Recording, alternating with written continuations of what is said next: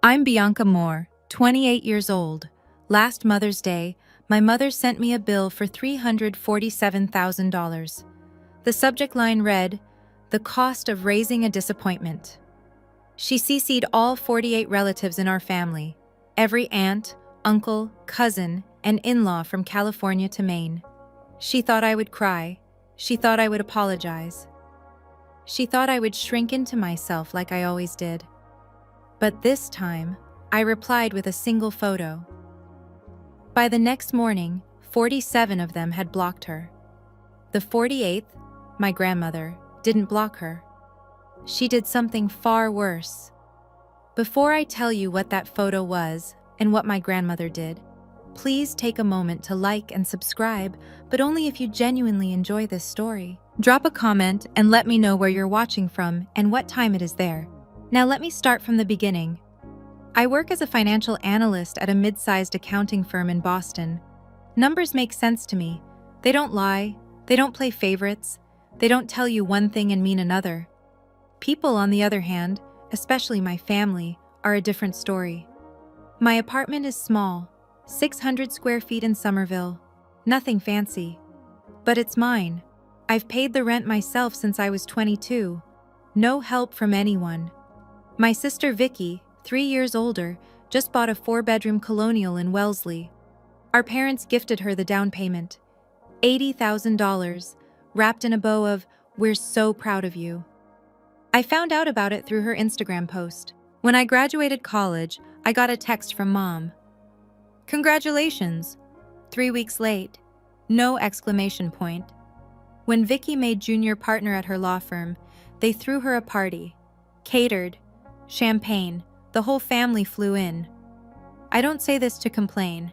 I stopped expecting anything different a long time ago. You learn to measure your worth in things you can control, your work, your savings account, the peace of your own space.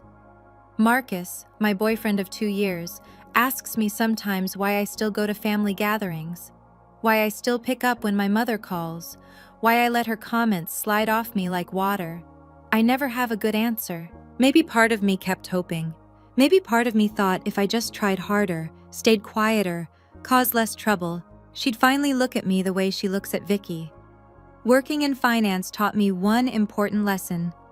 Numbers don't lie. People do. I just didn't know how much my mother had been lying until last year. The pattern started long before I could name it. My college graduation, 2019. I walked across the stage at Boston University, magna cum laude, finance degree in hand. I searched the crowd for my family. Dad was there, smiling, waving. The seat next to him was empty. Mom had gotten sick that morning. A migraine, she said. Too severe to make the 2-hour drive. 1 week later, she flew to New York for Vicky's firm award ceremony, posted 12 photos on Facebook. So proud of my brilliant lawyer daughter. I liked the post. That's what you do. Growing up, Vicky was our future attorney. I was the difficult one. Vicky got praise for her grades. I got questions about why mine weren't higher. Vicky's achievements were celebrated. Mine were expected or overlooked. Dad tried, in his quiet way. He'd pat my shoulder after Mom's sharper comments. "Your mother means well," he'd say. "She just has a harder time expressing it with you." I used to believe him.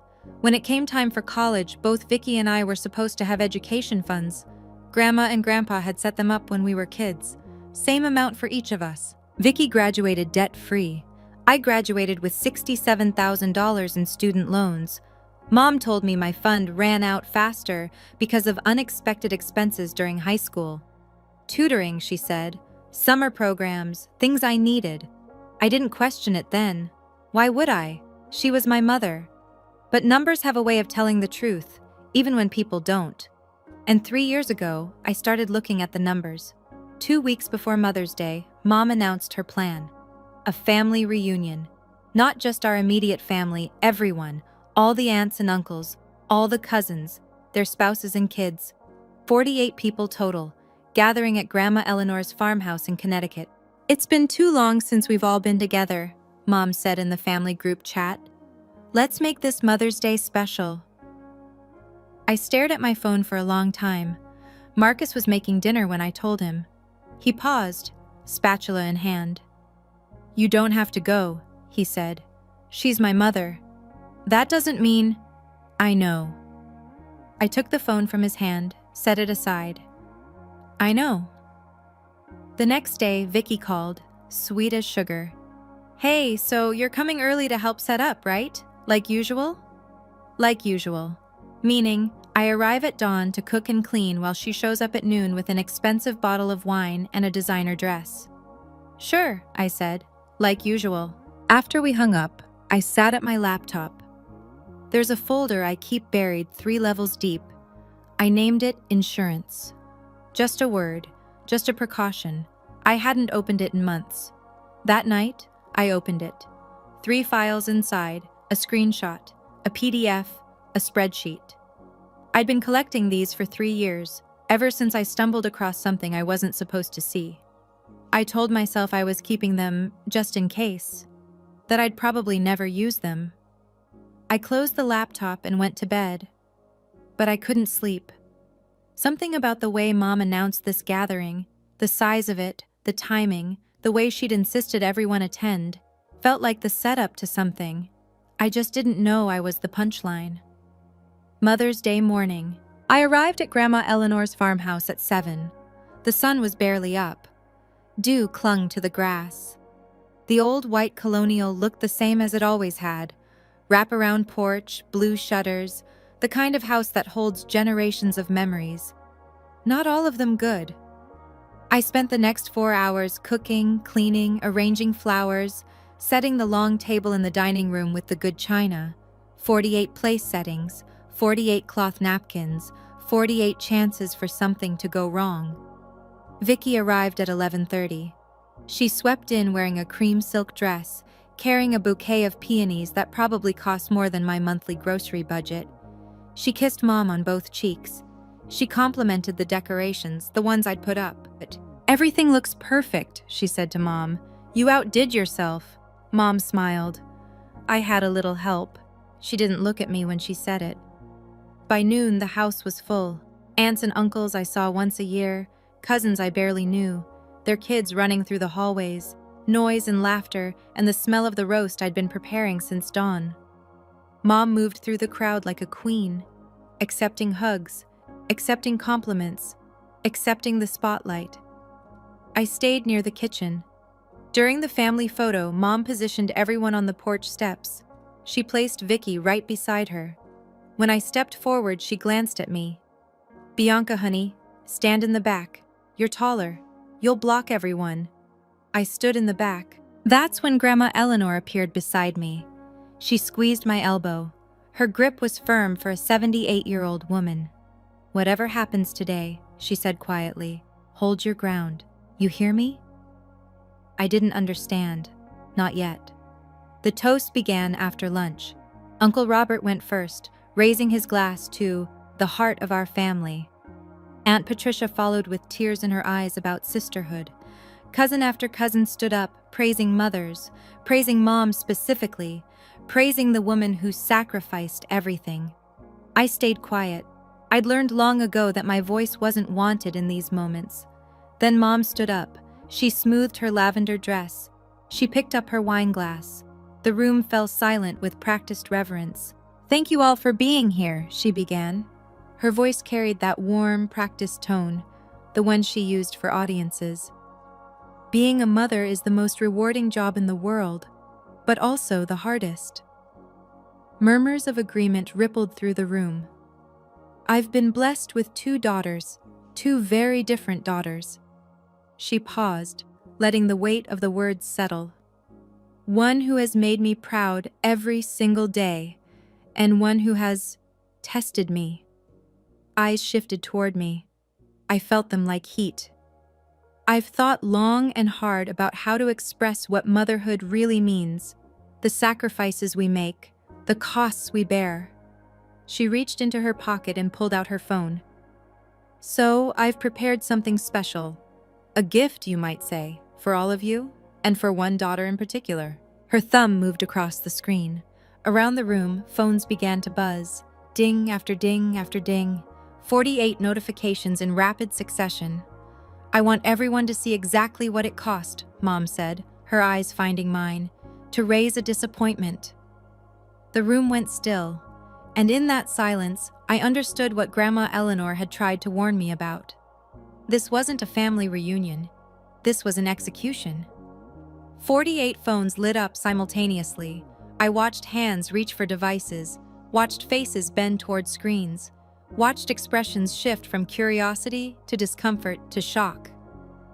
The email subject line, the cost of raising a disappointment. The body, an itemized spreadsheet. 28 years of my existence reduced to line items. Hospital birth costs, $12,400. Diapers, first 2 years, $2,800. Childhood clothing, $15,600. Braces, $8,000. Summer camps, $4,500. First car, $12,000. College room and board, $48,000. Cell phone bills, $8,400. On and on it went. $347,000. Mom read selections aloud, her voice carrying across the silent room. Orthodontia, $8,000. Does she ever say thank you? Birthday parties, $1,200 over 18 years. Did she ever appreciate a single one? Someone laughed nervously. Someone else shifted in their chair. I stood frozen by the kitchen doorway, 48 pairs of eyes on me. Some pitying, some entertained, some looking away in discomfort. This is what a thankless child costs, Mom continued. This is what disappointment looks like in dollars and cents. She'd framed a printed copy, literally framed it, in a gilded frame that matched Grandma's decor. She walked to the mantel and hung it above the fireplace, right next to the family portrait. A reminder, she said, turning back to face me. For all of us. The room waited. For me to cry, to apologize, to shrink. I'd done it before. Every family gathering, every holiday, every phone call, I'd swallowed the humiliation and smiled through it. My hands should have been shaking. They weren't. Because buried in my phone was a folder named Insurance, and Mom had just given me permission to open it.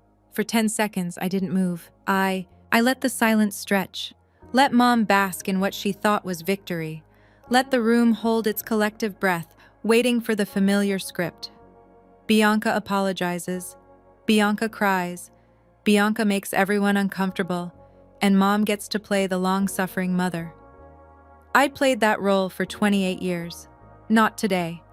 My mind flashed through memories. Every Christmas where my gifts were afterthoughts. Every report card that earned criticism instead of praise. Every time I'd said, "I'm sorry," for existing in a way that inconvenienced her. I thought about the nights I'd spent in my apartment, staring at credit reports I couldn't understand. The calls with IRS agents about tax returns I'd never filed. The apartment applications rejected because of a credit score I'd never earned. I thought about the folder on my phone. 3 files. 3 years of quiet documentation. 3 chances to prove that the disappointment narrative wasn't just unfair, it was a cover story. I looked around the room. Vicky was whispering something to her husband, a smirk on her face. Dad was staring at his plate. Grandma Eleanor sat perfectly still, her eyes on me. She gave me the smallest nod. My hand went to my phone. I opened it, navigated past the home screen, past the apps, past the folders. There it was. Insurance. 3 files inside. A screenshot, a PDF, a spreadsheet. My heart was calm. My breath was steady. "Mom," I said. My voice cut through the silence like a blade. "Since we're sharing numbers today, I have some of my own." The smirk on her face flickered. "What are you doing?" she asked. I smiled, the first genuine smile I'd worn all day. Balancing the books. I walked toward the center of the room. Every step echoed against the hardwood floor. Conversations had died completely. Even the children in the hallway had gone quiet, sensing something in the air. "Keep your phones handy," I said. My voice was steady, professional, the same tone I used in client presentations. "Because I'm about to send you something too." "Bianca." Mom's tone had shifted, a warning edge. "This isn't the time." "Actually, it's the perfect time." I stopped beside her, close enough to see the mascara she'd carefully applied, close enough to see the first flicker of fear beneath her confidence. "You calculated what I cost you, Mom. Seems only fair I calculate what you cost me." I opened my email app, selected all 48 family contacts. "Bianca, whatever you think you're doing, I'm doing exactly what you taught me." I looked up at her, held her gaze. "Showing receipts?" I pressed send. The familiar chorus of notification sounds filled the room. Ding, ding, ding. One after another, spreading through the crowd like dominoes falling. Mom's face paled slightly. "What did you just send?" "The truth." I slipped my phone back into my pocket. "You have numbers, Mom. I have documents." Movement caught my eye. Grandma Eleanor had risen from her chair, but she wasn't moving to stop this. She was pulling her seat closer. Front row. A few relatives were already opening the email. I saw their expressions change. Confusion first, then something else. Uncle Robert was the first to look up at Mom with a different kind of expression. "Linda," he said slowly, "what is this?" Mom's composure cracked, just for a moment. The performance was about to get interesting. "Now, before I show you exactly what was in that email, I have to ask, how many of you have a folder like mine?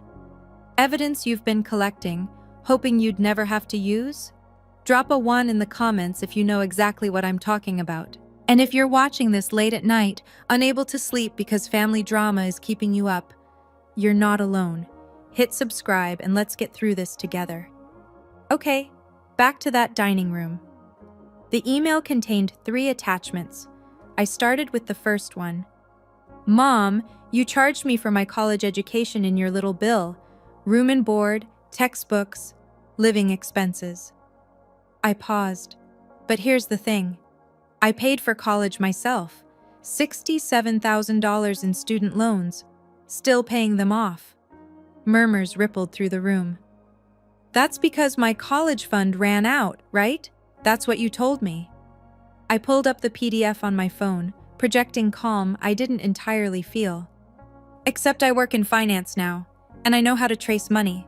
I turned to face the room. "Grandma and Grandpa Harrison set up education trusts for both Vicky and me when we were children. Same amount, $89,000 each."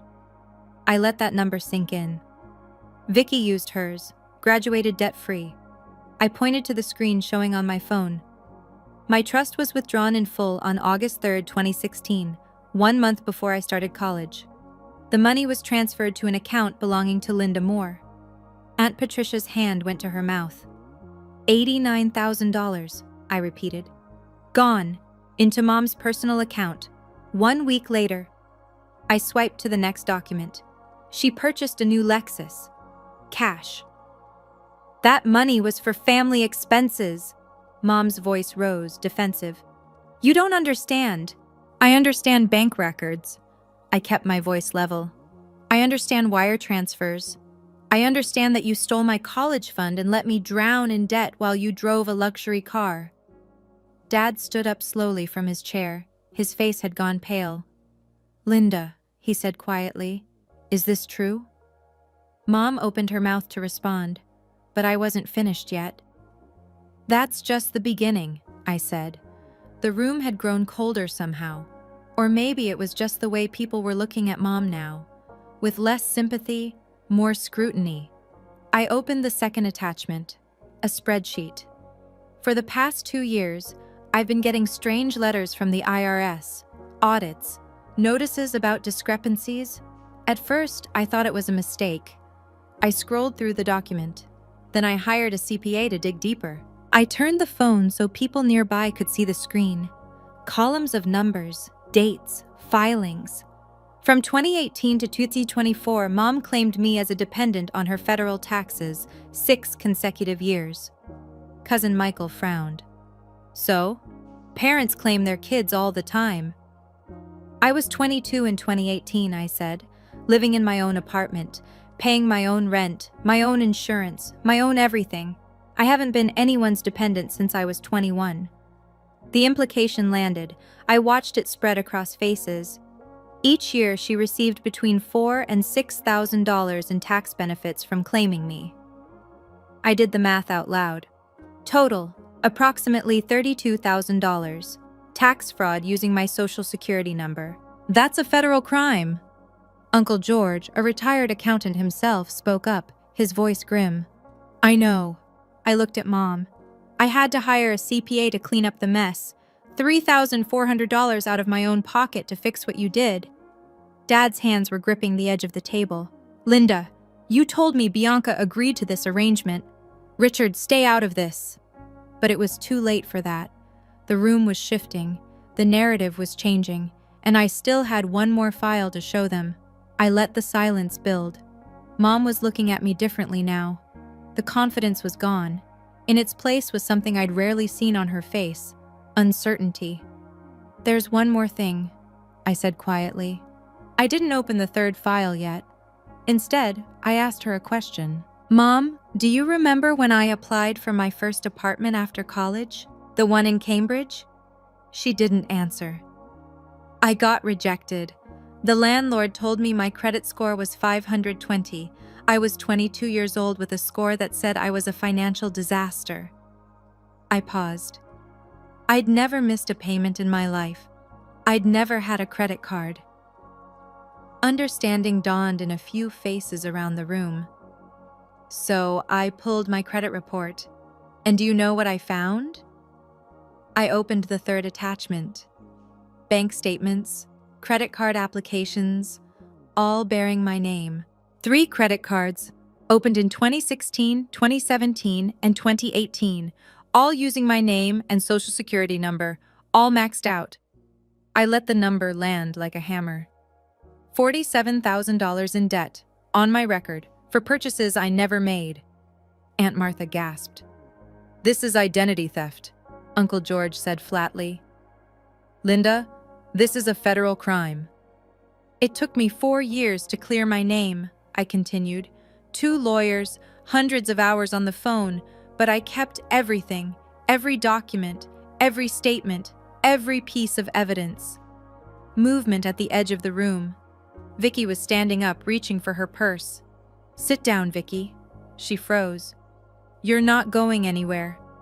I met her eyes. Because one of those credit cards? The statements were shipped to your address. The color drained from my sister's face. I didn't know, Vicky started. Don't. My voice was calm, cold.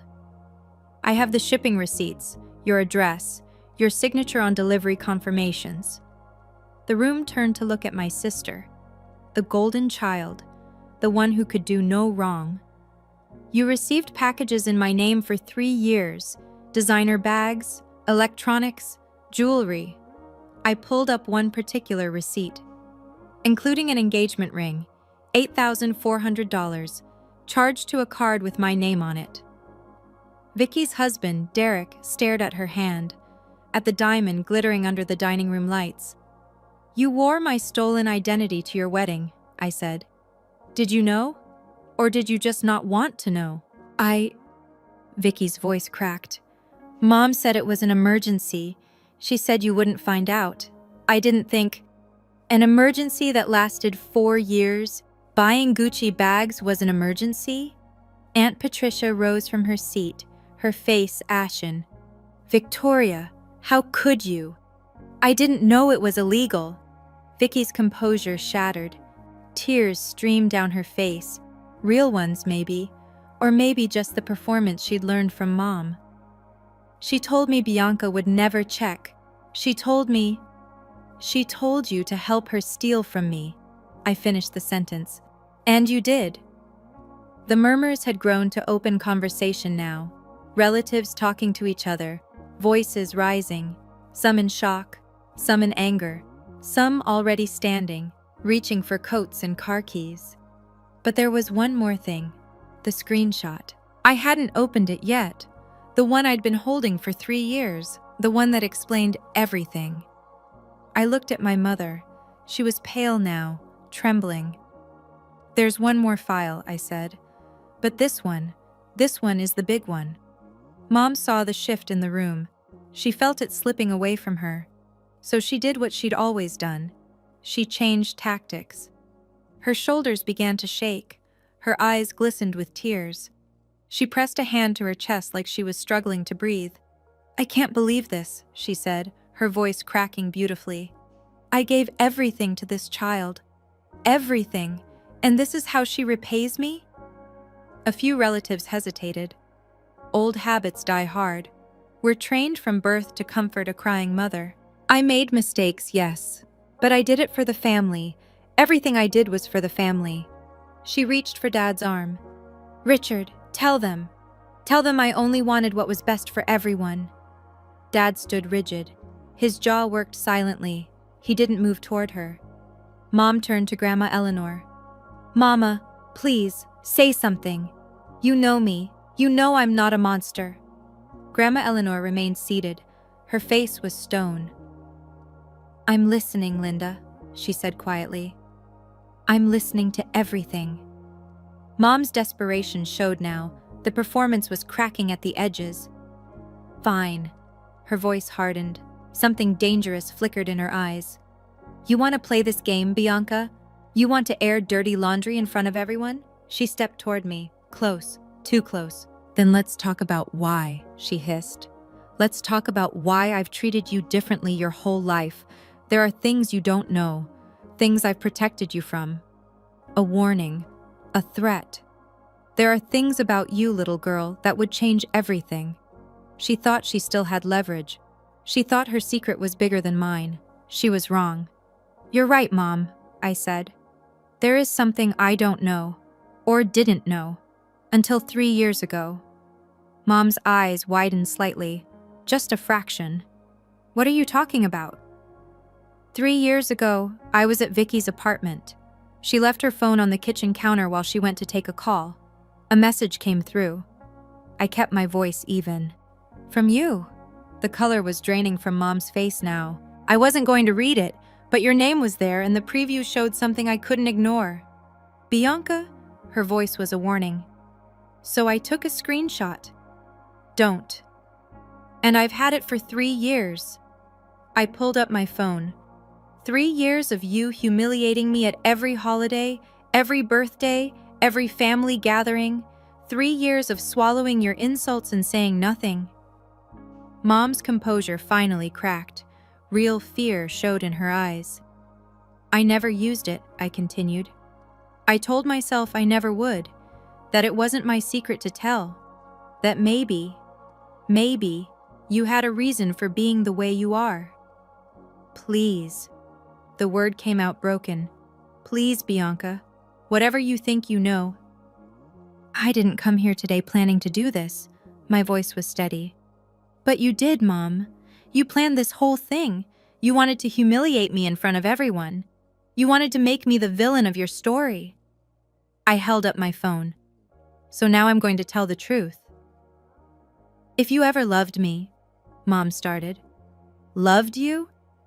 I felt something crack in my chest. "I spent my entire life trying to earn your love. Turns out I never had a chance." I opened the email app, selected all 48 contacts, attached the screenshot. My thumb hovered over send.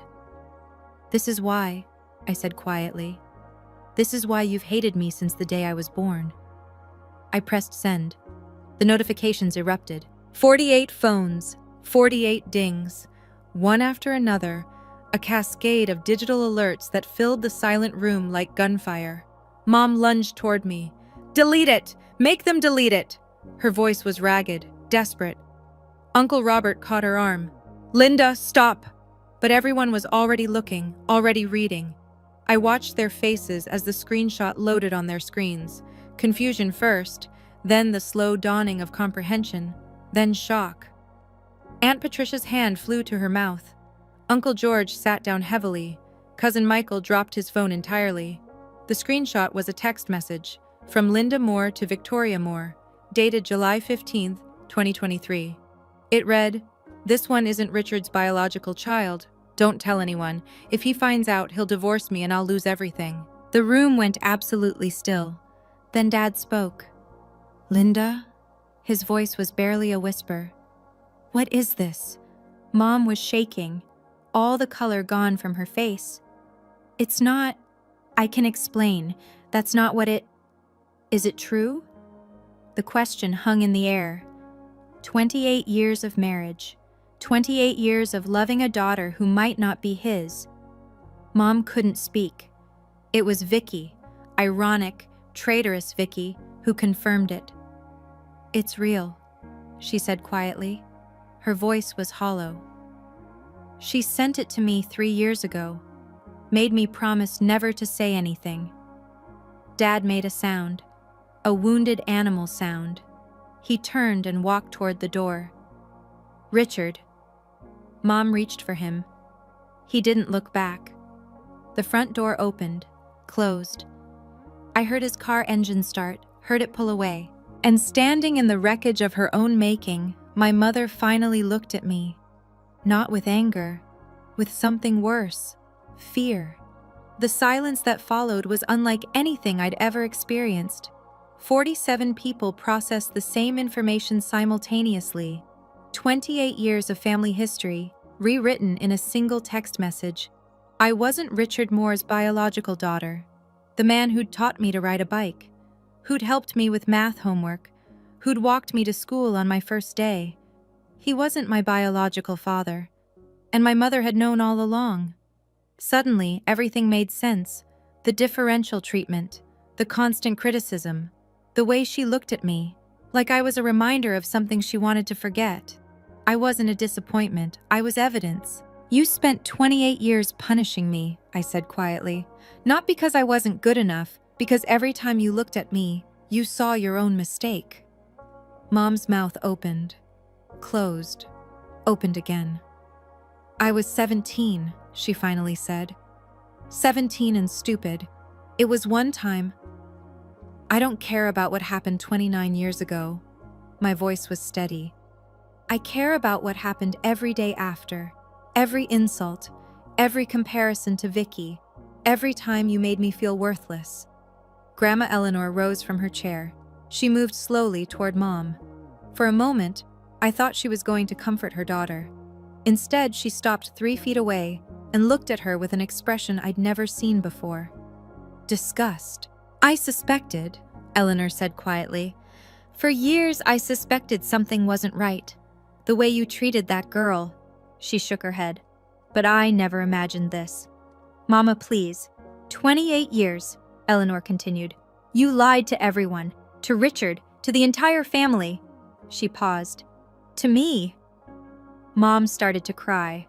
Real tears now. I could tell the difference. But no one moved to comfort her. The room fractured. People began moving all at once. Voices overlapped, shocked whispers, angry questions, the scrape of chairs being pushed back. "I can't believe this. 28 years of lying. Poor Richard, God, poor Richard." Aunt Patricia grabbed her purse and headed for the door without a word. Uncle George followed, shaking his head. Cousin Beth was already on her phone, probably calling someone who hadn't made it to the reunion. Those who stayed looked at Mom differently now, not with the deference she'd cultivated for decades, with something closer to revulsion. "Everything I did for this family," Mom screamed. Her composure was completely gone. Mascara ran down her cheeks in black rivers. "I kept us together. I protected everyone from the truth." "You protected yourself," Aunt Martha corrected quietly. "That's all you ever did, Linda." Around the room, phones were buzzing. The exodus had begun in the family group chat, too. I caught glimpses over shoulders, people leaving the conversation, blocking contacts, typing furious messages. Mom lunged for my phone. "Delete it! Make everyone delete it!" Uncle Robert and Derek held her back. I stood motionless in the center of it all, watching 28 years of carefully constructed lies collapse in real time. Then I felt a hand on my shoulder. Gentle, warm, Grandma Eleanor. Come with me, she said softly. She guided me through the chaos, past relatives who reached out to touch my arm, past cousins who said things like, "I'm so sorry," and "I had no idea." We stopped by the front door. Through the glass, I could see the driveway was emptying, cars pulling out one after another. "You're still my granddaughter," Eleanor said firmly. "Blood or no blood, that doesn't change." I believed her. I found Dad in the parking lot. His car was still there, engine running. He hadn't made it past the end of the driveway. Through the windshield, I could see him sitting motionless, both hands on the steering wheel, staring at nothing. I knocked on the passenger window. He didn't respond at first. Then slowly, like waking from a dream, he reached over and unlocked the door. I slid into the seat beside him. We sat in silence. The late afternoon sun cast long shadows across the hood. Inside the house, I could still hear muffled voices, arguments, crying. "I'm sorry," I finally said. Dad turned to look at me. His eyes were red. "Don't," he said. "Don't you dare apologize. You didn't do anything wrong." I never wanted to hurt you." He laughed, a broken, painful sound. 28 years, he said. 28 years I've loved you, changed your diapers, taught you how to drive, helped you move into your dorm." His voice cracked. "DNA doesn't change that."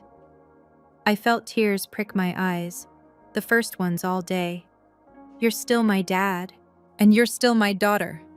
He reached over and squeezed my hand. "That's the only thing I'm sure of right now. Whatever else happens, that doesn't change." We sat there for a long moment, father and daughter, bound by something stronger than biology. "I need to go," he finally said. I can't be in that house right now. I can't look at her." "I know." He pulled me into a hug, awkward over the center console, but fierce. "You were braver than me today," he said into my hair. "You were braver than I've ever been." Then he let go, put the car in gear, and drove away. I walked back into the house. The crowd had thinned dramatically. Maybe 15 people remained, most of them looking shell-shocked and unsure whether to stay or go. The framed bill still hung above the fireplace, a monument to Mom's cruelty that now seemed almost pathetic. Mom sat alone on the couch. Her hair had come loose from its careful styling. Her makeup was destroyed. She looked smaller somehow, like the revelation had physically diminished her. For the first time, I didn't see the tyrant who'd ruled my childhood. I saw a 54-year-old woman whose entire life had just collapsed. I should have felt victorious. I didn't. She looked up as I approached. Her eyes were hollow. "Are you happy now?" Her voice was hoarse. "You've destroyed everything." "No, Mom." I sat down in the chair across from her. "You did that 28 years ago. I just stopped helping you hide it." A sob escaped her, raw and ugly. "I was 17, she said again. "I was so scared. When I realized I was pregnant, and it might not be Richard's, I panicked. I thought if I just never told anyone. You thought if you made everyone hate me first, nobody would believe me when the truth came out." She didn't deny it. "Every time you looked at me, you saw your mistake," I continued. "So you spent almost 3 decades trying to make me disappear, make me the problem, the disappointment, the one nobody would miss if I just stopped showing up." Mom covered her face with her hands. "I didn't know how else to protect myself," she whispered. "By destroying me?" She had no answer to that. Nobody ever does. I didn't raise my voice. I didn't need to. "I want you to understand something," I said quietly. "I didn't do this to destroy you. I did it because I needed the truth. 48 people needed to know I'm not the disappointment you made me out to be." Mom looked up, mascara streaked, broken. "Dad needed to know why you treated me the way you did. And you," I paused. "You needed to know that I've had this evidence for 3 years. Her eyes widened slightly. 3 years, I repeated. 3 years of you humiliating me at every holiday, every birthday, every phone call, and I never said a word. I leaned forward. I only used it today because you forced my hand, in front of everyone, with your little bill. The irony wasn't lost on her. I could see it register. From now on, I continued, I don't need you to acknowledge me. I don't need you to love me. I stopped expecting that a long time ago. I stood up. I only need one thing from you. Leave me alone. That's my boundary. Respect it. You can't just... I can. My voice was steel wrapped in silk. And if you cross it, if you show up at my door, or contact my employer, or try to poison anyone else against me, the next conversation won't be in front of family. I held her gaze. It will be with the IRS and the police. Identity theft, tax fraud, theft of my education fund. I have everything documented. Mom's face went white. I walked toward the door. Goodbye, Mom. She didn't call after me. For the first time in 28 years, my hands weren't shaking. They were perfectly still. Now, if you've made it this far, I need to know, was I right to expose everything in front of the whole family? Or should I have handled it privately? Drop a comment with public or private and tell me why. Also, can we talk about Grandma Eleanor for a second? She's been suspiciously calm this whole time, and what she did next changed everything. But first, if this story is hitting different for you tonight, subscribe. We're not done yet. Back to that night. Marcus was waiting when I got home. He didn't ask questions right away.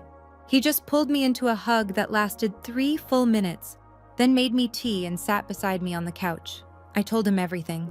When I finished, I finally let myself look at my phone. I'd been avoiding it on the drive home. The notifications were overwhelming. The family group chat was chaos.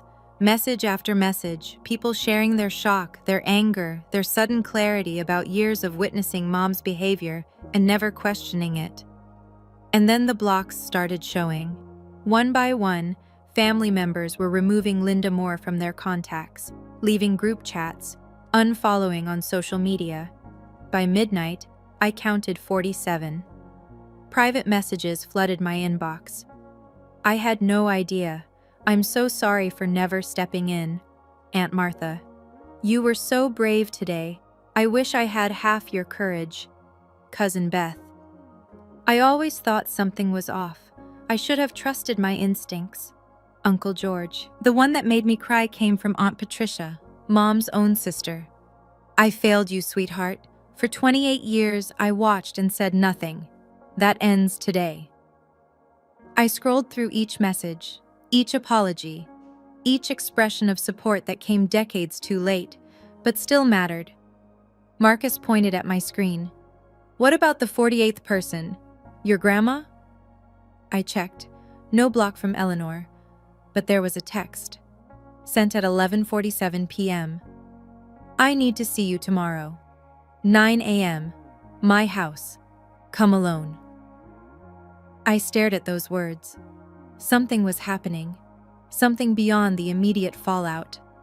Whatever Grandma Eleanor was planning, she'd clearly been thinking about it since the moment that screenshot appeared on everyone's phones, maybe even before. Maybe Grandma Eleanor's farmhouse looked different in the morning light. Quieter. Emptier. The remnants of yesterday's chaos had been cleaned away. The tables cleared, the chairs returned to their places, the framed bill notably absent from the mantel. The front door was open. I walked through the familiar hallway to the study at the back of the house. Grandma Eleanor sat behind her oak desk.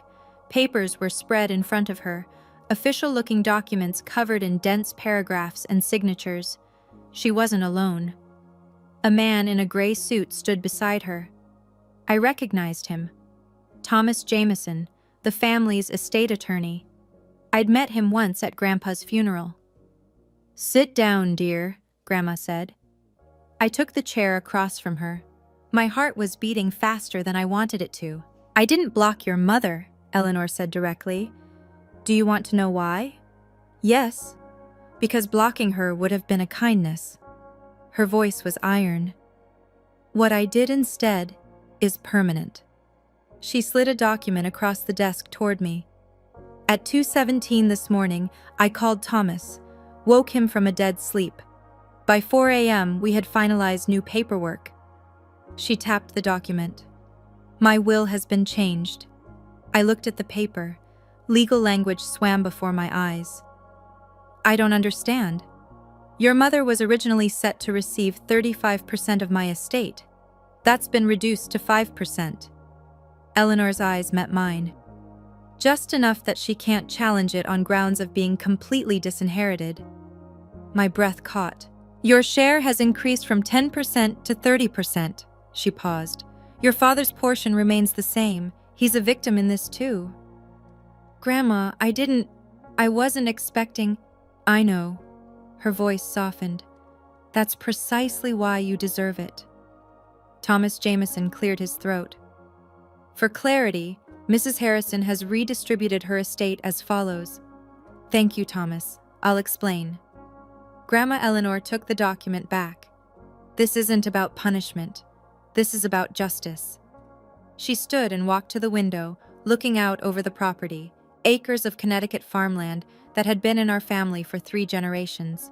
I started suspecting something was wrong years ago, she said quietly. The way Linda treated you, the excuses, the favoritism so blatant it made me uncomfortable. She turned back to face me. When your grandfather was alive, we tried to intervene. We set up that education trust specifically because we worried Linda would manage things poorly. Her expression darkened. We never imagined she'd steal from her own child. You couldn't have known. I should have looked harder. Eleanor's voice cracked just slightly. I should have asked more questions. When you graduated with all that debt, I offered to help, but Linda told me you refused, said you wanted to prove you could do it yourself. My jaw tightened. Another lie, another manipulation. I believed her. Eleanor shook her head. I won't make that mistake again. She reached into her desk drawer and pulled out an envelope, cream-colored, thick. My name was written on it in her careful handwriting. This is the graduation gift I tried to give you 6 years ago. Linda intercepted it, told me you didn't want it. I opened the envelope. Inside was a check for $50,000, dated 2020, and beneath it, a handwritten letter. To my granddaughter Bianca, may your future be brighter than anyone expects. You've always been special. Don't let anyone tell you otherwise. Love, Grandma Eleanor. The tears came before I could stop them. I was walking to my car when Vicky appeared. She must have been waiting outside, watching for me to leave. Her face was puffy from crying. No makeup, hair pulled back in a messy ponytail. She looked more human than I'd seen her in years. Bianca, wait. I stopped but didn't turn around. Please, she said. Just 2 minutes. I turned, waited. Vicky took a shaky breath. I know I don't deserve anything from you. I know that. You're right. You don't. But I need you to understand. She struggled with the words. I didn't know about the credit cards. Not at first. When I found out, I should have said something. I should have stopped it. But you didn't. No. Her voice broke. I was scared. I was so scared of becoming you. Of having Mom turn on me the way she turned on you. I felt something shift in my chest. Not forgiveness, not yet, but recognition. So you helped her hurt me, I said. To protect yourself. Yes. Vicky wiped her eyes. I'm not asking you to forgive me. I just wanted you to know.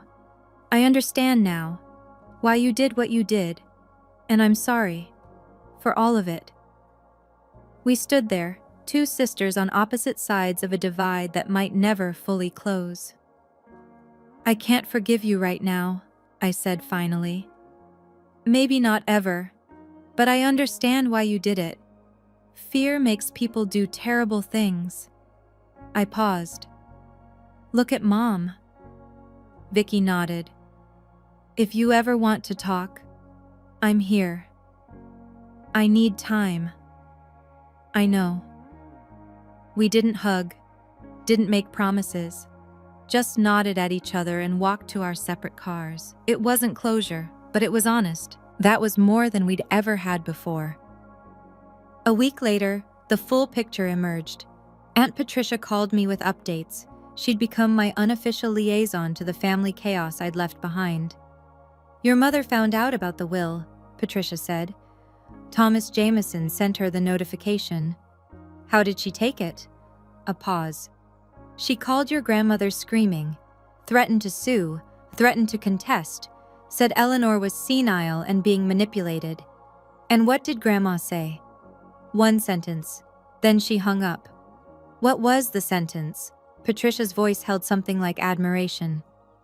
"You made your choices for 28 years. I've made mine." I let that sink in. "What about Dad?" I asked. "Moved out. He's staying with his brother in Hartford. The divorce papers have already been filed." 30 years of marriage, undone in a week. "And Mom?" "Alone," Patricia sighed. "She calls everyone, asking for support, asking people to reach out to Eleanor on her behalf. Nobody answers." I should have felt triumph. I didn't. "Do you feel guilty?" Marcus asked me that night after I relayed the conversation. I thought about it, really considered the question. "No," I said finally. "But I don't feel victorious either. I just feel done." Marcus waited. "It's like a wound that's been infected for years," I continued. "What happened yesterday was the surgery. It hurts. It's ugly. But now it can actually heal." He pulled me close. "Is it over?" I thought about the check from Grandma Eleanor deposited in my account, the messages of support from relatives I barely knew, the silence from the woman who gave birth to me. "The explosion is over," I said. "Now comes the part where we see what's left standing." Turns out, more than I expected. 2 months after Mother's Day. Life found a new rhythm. My credit score, cleared of Mom's fraudulent cards, climbed to 748. My student loans dropped to $23,000. I'd made a significant payment with Grandma Eleanor's gift. Not to erase the debt entirely, but to prove to myself I could handle it. Marcus and I moved in together. A new apartment in Cambridge, 1 bedroom bigger than my old place, a kitchen with actual counter space. We picked it out together, no one else's opinion asked or required. Dad came to see it on moving day. He brought a houseplant and a bottle of wine. His eyes were tired, but there was something lighter in them. "How are you?" I asked while Marcus unpacked boxes in the other room. "Getting there." He set the plant on the windowsill. "The divorce will be finalized next month. I'm staying with your Uncle Bill until I figure out my next move." "And emotionally?" He managed a small smile. 28 years of lies is a lot to process. "But you know what? I don't regret a single day of being your father, not one." We hugged for a long time. Sunday dinners became our new tradition. Just us. Sometimes Marcus joined, sometimes Grandma Eleanor drove down from Connecticut. Simple, quiet, ours. Then 3 weeks after we moved, an envelope arrived. No return address, postmarked from Ohio. Inside was a single sheet of paper, a letter. "Dear Miss Moore, I received your DNA profile through 23andMe and discovered we share a biological connection. My name is Michael. I believe I may be your father. I'm not seeking anything from you. I just thought you should know I exist. If you ever want to talk, I'm here." A phone number was printed at the bottom. I stared at the letter for 3 days before showing it to Marcus. "What are you thinking?" he asked. "I don't know. I've spent 28 years with one father. Now there might be 2. Michael's letter was careful, respectful. He wasn't demanding a relationship or inserting himself into my life. He was simply making himself known. According to the brief details he'd shared, he and my mother had been co-workers nearly 30 years ago, a brief relationship. She broke it off suddenly, and he never knew why. He'd moved to Ohio, built a life, had other children. When a relative mentioned the family scandal that had spread through social media whispers and gossip, he'd taken a DNA test. The match was conclusive. "He's not asking to be your father," Marcus said carefully. "Richard is your dad. This guy knows that." "I know. But what if I want to know him someday? Not now, but eventually." Marcus took my hand. "You spent 28 years having other people define your identity. Your mother decided who you were supposed to be. Your family believed her." He squeezed gently. "This is your choice, nobody else's." I thought about that for a long time. Then I opened my laptop and composed a short email. "Dear Michael, I received your letter. Thank you for reaching out with such respect. I'm not ready to meet or talk yet. I need time to process everything, but I wanted you to know that I appreciate you not pushing. I'll reach out when and if I'm ready. For now, thank you for letting me know you exist." I hit send. Then I closed the laptop and made dinner. Some answers can wait. I'd already found the ones that mattered most. She showed up on a Tuesday. I was leaving my office building when I saw her standing by the entrance, thinner than I remembered, older, the designer clothes replaced by something simpler. "Bianca." I stopped walking. "I've been trying to reach you," she said. "You blocked my number. My emails bounced back." "That's intentional." "I know, She took a step forward. "I've been thinking, a lot, about everything. And I wanted to say—" "Stop." She froze. "You don't get to do this," I said calmly. "You don't get to show up at my workplace and pretend we're having a reconciliation moment. That's not how boundaries work. I'm your mother. You're the woman who stole from me, lied about me, and psychologically abused me for 28 years because you couldn't face your own guilt." I kept my voice even. "We're not having coffee and talking things through. We're not family therapy. We're nothing. You can't just cut me out forever." "I'm not cutting you out forever. I'm cutting you out until you learn that my no means no." I held her gaze. "That might be forever. That's your choice now, not mine." Her face crumpled. For a moment, I saw the 17-year-old girl who'd made a mistake and spent decades trying to bury it. But sympathy and boundaries aren't mutually exclusive. "Goodbye, Mom." I walked past her to my car. She didn't follow. As I pulled out of the parking lot, I caught a glimpse of her in the rearview mirror, still standing there, watching me go.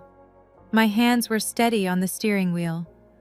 For the first time in my life, they weren't shaking. That's what freedom feels like. If you're listening to this story and seeing yourself in it, I want to tell you something. You are not what they call you. You're not the disappointment. You're not the difficult one. You're not the problem child or the black sheep or whatever label the people who should love you chose to stick on you instead of examining their own failures. Sometimes the people closest to us are the ones who hurt us the most. And setting boundaries with them, refusing to absorb their cruelty, isn't selfish, it's survival. My mother sent me a bill for $347,000. She calculated the cost of my diapers and my braces and my birthday parties. But she never calculated the cost of what she did to me. The years of wondering why I wasn't good enough, the nights crying alone, the opportunities stolen, the confidence crushed. There's no price tag for that. And there's nothing she can pay to get me back. I don't know what the future holds. Maybe someday I'll speak to her again. Maybe I won't.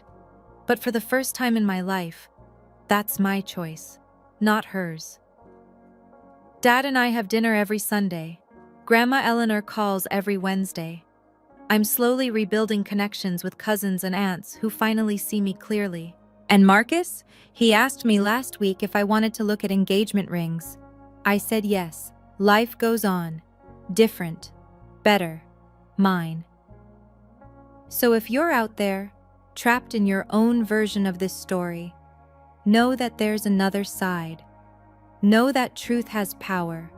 Know that boundaries are bridges to freedom. You are worth more than the people who failed to love you.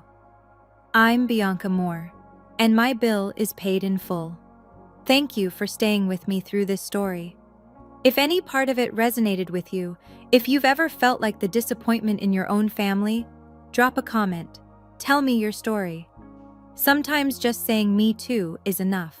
And if you want more stories like this, about family drama, about justice, about finding your voice, check out the videos in the description. There's a whole playlist waiting for you. Remember, your worth is not determined by those who failed to see it. I'm Bianca Moore, and my bill is paid in full.